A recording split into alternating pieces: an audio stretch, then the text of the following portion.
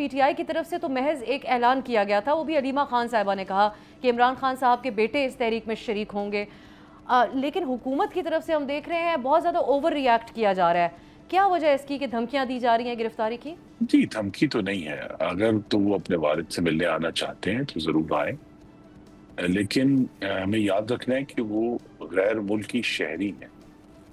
تو اگر ایسے قوانین ہیں جو غیر ملکی شہریوں کو پاکستان کی سیاست میں حصہ لینے سے روکتے ہیں تو پھر ان قوانین کا اطلاق بھی ہوگا.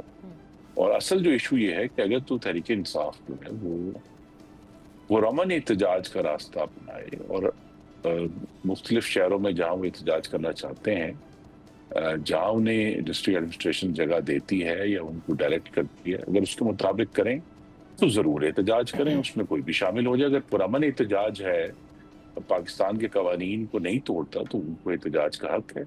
تو یہ جو باقی حقیقت یہ ہے کہ آج کا تو آپ کے سارے سوالات جو ہیں اس کے لیے تو کوئی نجم شناس آپ کو بلانا چاہیے تھا، کیونکہ بہت اس کا تعلق جو ہے وہ مستقبل کی قیاس آرائیوں پر ہے، جس کے لیے جو ہے وہ آپ سوال کریں گی تو میں جواب دوں.